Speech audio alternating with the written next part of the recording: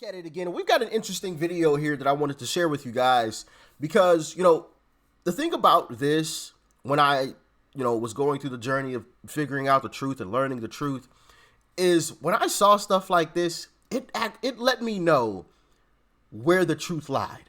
It let me know which side was the right side of the political aisle to be on.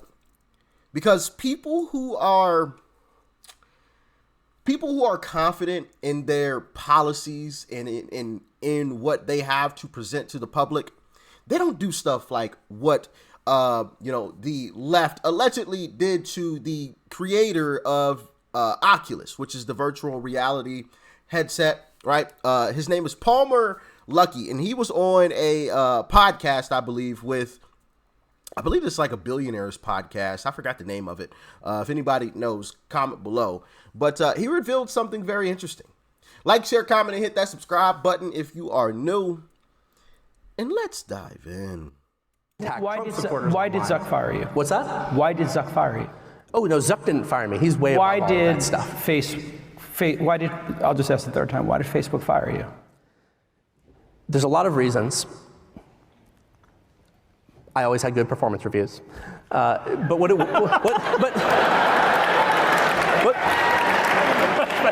Here's what it really boiled down to was this. This is my favorite talk by far. What it really boils down to is this. It was clear that there were a lot of people in the media and in the tech industry who were going to continue attacking me. We hoped it would blow over, but they kept attacking me for months and months and months and months. I was put on leave for 6 months. I don't know if you know that. Sorry, this is all on the heels of this one political donation. Correct. $9,000. Yes. And so on the heels of that, the hope was that it would go away. Now, I think here's the real problem. I think if Trump had lost, people could have said, oh, well, he's just one of those eccentrics. No impact. He's a loser. He's loser, but whatever.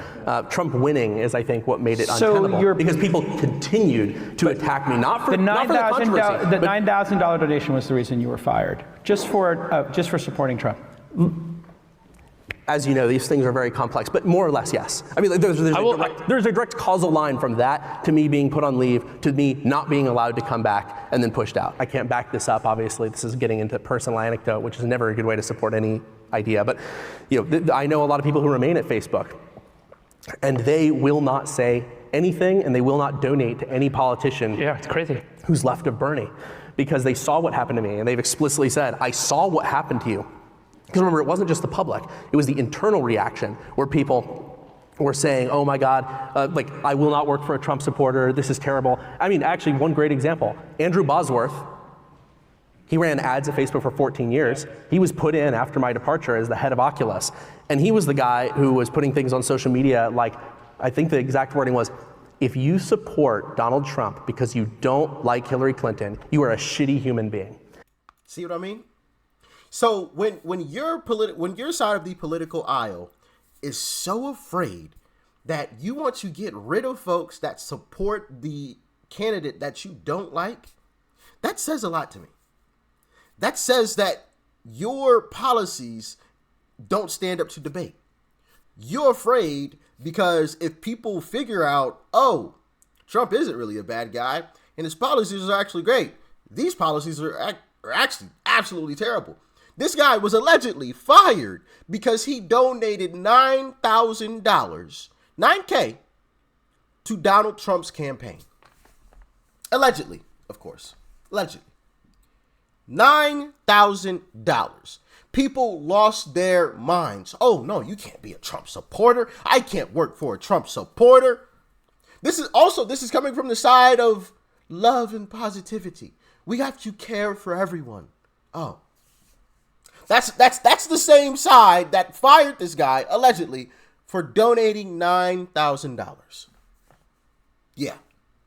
The side of love and positivity. See what I mean? These people are the biggest hypocrites ever. Ever. They walk around, oh no, it's love and positivity. Love and positivity. You guys are all hateful.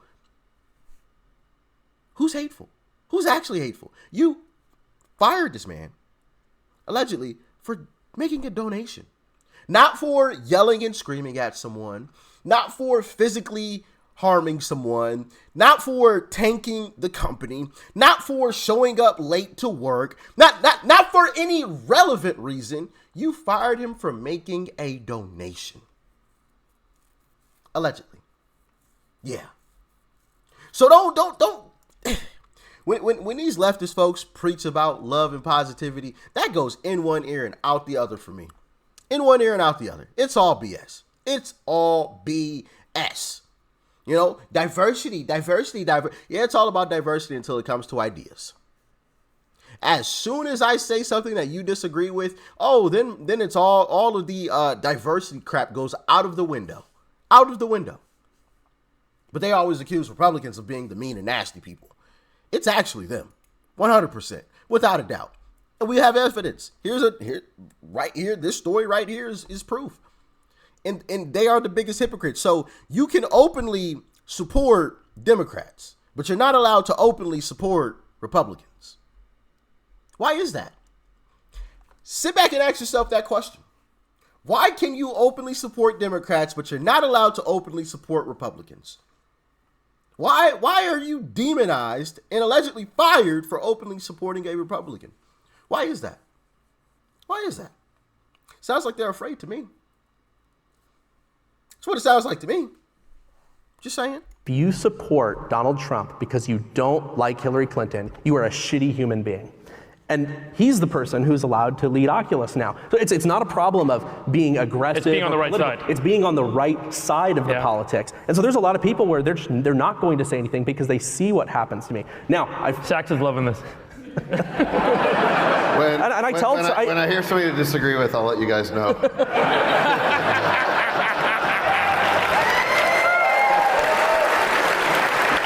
The real irony here is my contributions have been very open, but my advice to founders who are on the right has actually been, don't be public about your political leanings because you won't accomplish anything. You will be terminated by the mob. You should focus on building, you should focus on creating value, and then after you don't need the rest of the industry, you can kick them to the curb and do something else. How do you?